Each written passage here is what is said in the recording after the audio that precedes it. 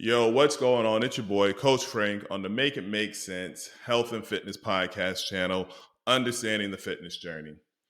Still trying to make my way through this whole podcast scenery and revealing myself, which is new to me because I'll say, and why I have difficulty is because naturally I am shy and I'm an introvert.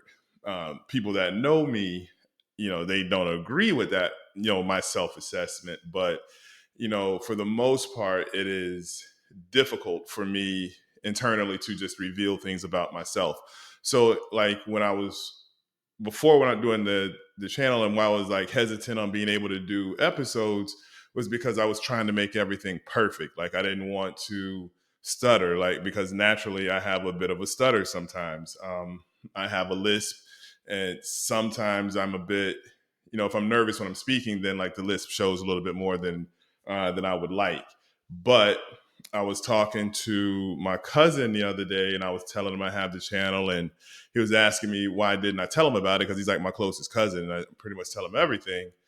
And I told him, well, it's because I don't feel comfortable yet with pretty much, putting it out there yet, because I'm still trying to learn my way. I don't know how to do certain things, and he told me, like he tells me about just about everything. He tells me, man, just be you, cuz. Just do you. Like, all right.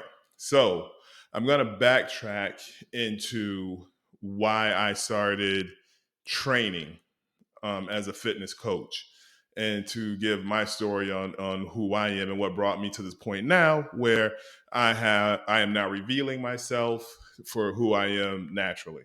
All right. So I grew up in a small city, Oviedo, Florida. Trust me, you'll hear me mention it quite a few times. Was never really a big kid. I was tall, tall and lanky, common, but I was never really big. There were kids around my age that were putting on weight, but I was never really one of those kids. Even when we played Pop Warner football, there were kids on my team that had trouble making weight. Like I've never in my life ever had that issue, right? So as we grow, you get older. I'm in high school, getting ready to graduate, and I know I'm going to college. So I do want some size going to college. So I take a weightlifting class when I'm in high school, right? I'm in class and I have this, we have a TA, a teacher's assistant, because Oviedo's real close to UCF, the University of Central Florida. So quite often, like some of the elective classes in my high school would be taught by or TAs or, first year teachers, things like that. But we had this guy, I don't even remember his name. And I was working out one day and he comes over and he tells me, he was like, man, it's going to be really hard for you to put on muscle. And I was like, why? He's like, because you're an ectomorph. I thought, what is that? He's like, man, you're long and lanky. So, like working out pretty much ain't going to help you. And I was like, and I'm like just starting like weight training, in my head, like the thought process of weight training. So like I'm immediately like deflated because I wanted to work out to improve me. I'm getting ready to go to college. I want to be a big dude when I go to college, right? So I'm done. I was like, all right, well, screw this class. I probably even like got out of the class, went to my counselors and took another class, right? Fast forward, I'm in college. I try working out still. Everybody lives in an apartment in college. Everybody has an apartment, weight room or whatever. So I worked out quite a bit. I mean, even one year I had these roommates. We not only did we have a weight room at our apartment complex, but we also had like a weight set, like the bench press and everything, like in my room. Still nothing, right? Fast forward even more, taking a break from college, taking a break after college. A buddy of mine convinced me to start going to these basketball camps to like try to like play like it was just when like the G League was just starting or like trying to go overseas or whatever. So I was like, all right, if you're gonna do it, I'll do it too. I love to hoop, so I was working out then. Go to LA Fitness. Still didn't know how to work out, but I started working out. And doing a lot of basketball drills, going to a lot of different things, a lot of different camps, things like that. I was actually trying out for some G League teams. I think I tried out for 2 or 3. But anyway, long story short, I had a tryout scheduled for a team, and at the same time, I worked customer service for AT&T Wireless. One night, I'm driving in the car. It's nighttime. There's a car in front of me. It looked like they were just stopping because there were brakes. Then they switched to hazards, and it was like a car pulling another car, and they had slowed down and stopped. So I was stopping, but the car behind me kept coming. It was like, and I ended up getting rear-ended. And it was a drunk driver. Right in front of the cops. So the cops saw the whole thing. But I ended up with bulging disc in my lower back. I was only about 175 at the time. But following the diagnosis of my back, doctors told me that, along with that, you're not really going to be able to play basketball like you used to. So it was kind of depressing. I'll be perfectly honest. I was going through a lot of back pain, so I wasn't really eating like I needed to. Of course, I wasn't working out. So I ended up losing a lot of weight. I dropped down to almost 140 pounds from like 175, right? But then the doctors told me on one of my physical therapy visits that I needed to get stronger and strengthen my back, because if I didn't get stronger, then I would end up having to have back surgery. And well, not wanting that, I didn't want back surgery. So I was like, okay, I started working out. Now, again, I really had reservations about working out because it never worked. I mean, I've tried it and it just never worked, right? So joined the gym, joined LA Fitness. Well, I was already at LA Fitness. So I was like, all right, so now instead of playing basketball, I'm going to start working out. Work out for a full year, 365 days. On that final year, I'll say like I weighed 140 pounds on day one. On day 365, I weighed 142. I was done. I was like, this still does not work, right? So I go to the gym on my last day. I'm just canceling my membership. Just to hoop, I'm paying $30 a month to hoop. Like, I lived in Florida, so you can still go outside and hoop at the park at that time. So I was like, whatever. Go to the gym, play a couple games, getting ready to leave. And as I'm leaving, I pass a childhood friend of mine, this guy, Chris Perkins, and I'll end up talking about him in depth later on an episode. But I pass him, and growing up, he was skinny like me, but when I see him, he's jacked, completely jacked. And I'm like, man, what have you been doing? And he's like, I just work out. And I was like, when? He's like, every day. And I was like, what time? He was like, at this time right now. I was like, all right, I'll see you tomorrow. So instead of canceling my membership, I ran into Chris, who looked so dope, I was like, all right, I'm going to start working out again. I'm going to work out with him. So from that point, I was working out every day. And what I learned was, now we didn't know a lot about working out. All we knew was to eat clean and work hard, right? So we would meet. I would get out of work. I think at the time I was working HR for Verizon Communications. I would get off work. I think we'd meet at the gym around 6:30, and we'd probably work out until like 10:30. But it was me, him, and a buddy named Dave. So it was three of us, and we worked out hard. And what I learned was consistency, and it was training hard every day. Now, that previous year, I wasn't really training hard. But what I learned in that first year, where I only gained 2 pounds, was that I can stay committed to the fitness journey.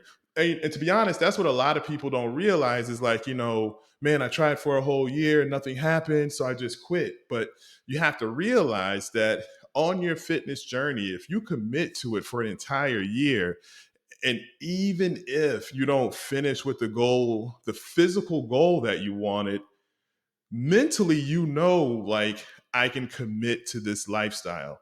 There may be some things that I need to learn, but the hurdle of I don't have the time, I can't commit, you don't have that anymore. It's now a lie. That hurdle doesn't describe you, right? So I did learn that within that first year, that I could at least commit to this. So once it got to that, and I'm working out with Chris and Dave, it comes a new commitment to, all right, so now we're lifting weights and we're being progressive. We're going heavier in weights. Like when I was working out by myself and I didn't know things, I wasn't progressing in my weight selections. It was the same thing every single day. And when I tell you about my first workout by myself, goodness, Um, but anyway, so we're working out. The three of us are working out and working out every day. Now, Chris had like the ultimate body to me. Now, he was shorter than me, but still, he had shoulders, big chest, and he had abs. And one of the main things that motivated me on my fitness journey was, number one, I had to work out because of my back, but I lived in Florida. I wanted to go to the beach and I wanted to take my shirt off. I wanted to have a nice body for girls to look at. So that was a motivation for me. And Chris just had these insane abs. And then one day, Chris, Dave, and I were talking, and we are talking about abs, and Chris was like, Frank, you and Dave should have a contest on who could get the best abs. And I'm just a competitive person, but I wasn't really thinking about it, so I didn't really, press that issue, right? And Dave laughed and said, "Ha, no problem. Listen, I'm just a competitive person.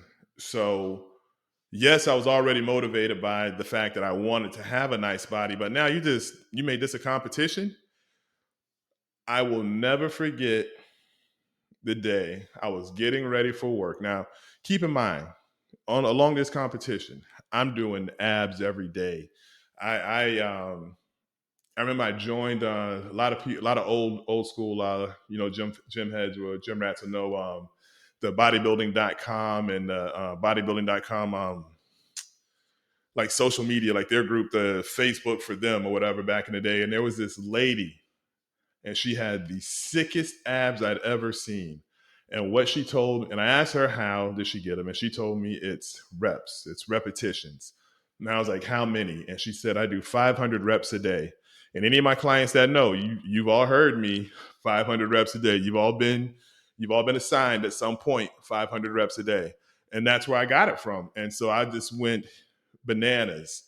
And I remember the first day that I was getting ready for work, and I was brushing my teeth, and I bent over to spit the toothpaste out, right?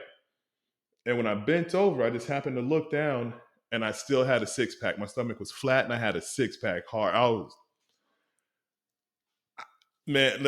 by myself, but I wanted to just cheer, clap. It was a great feeling.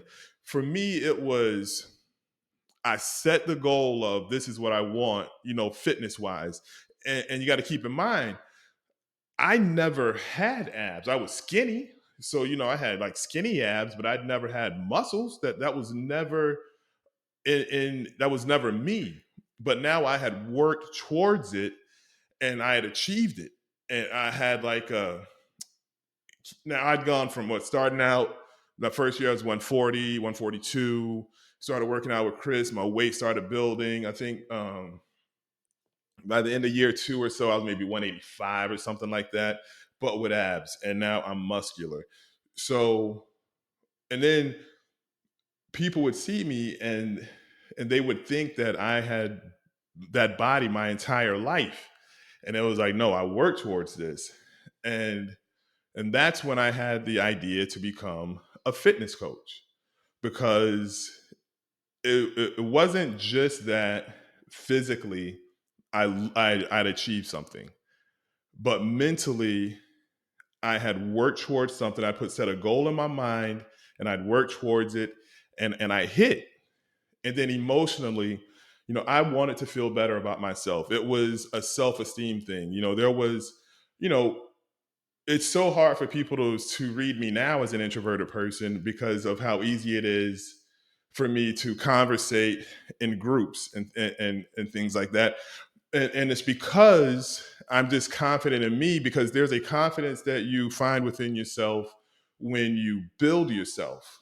And that's what I ended up doing, was building a me that I am confident with who I am. I have no issues with speaking to someone and being or feeling less than at any point in time. And it's not just because I look a certain way, it's just because that my posture is different because of how I've worked physically. And it forces my chin up, and it forces my eyes to look people in the eyes and things like that. And it's just been such an internal growth simply from staying consistent with my workouts. And once I noticed it, I said, well, I have to share this. I have to give this to other people. And that's when I have to be a fitness coach. I have to be a personal trainer because, you know, along my journey, prior to meeting Chris, throughout that first year, I would ask other trainers, how do you do this? How do these things work? And no one ever helped me. Like, no one ever gave me an answer. They didn't know. I just do this, blah, blah, blah. It was damn near deflating, to be honest. But, I believe things are supposed to happen when they're supposed to happen. Um, and I believe that my work as a fitness coach and helping change people change their lives through their health and fitness, and that's the mental, emotional, and physical health and fitness aspects. I'm supposed to be doing this, but I believe that for me to get to this point, I had to go through my hurdle first. And now that I've overcome that, I passed that goal, became a fitness coach, kept working out, became a pro bodybuilder. That all started from a guy that was 140 pounds.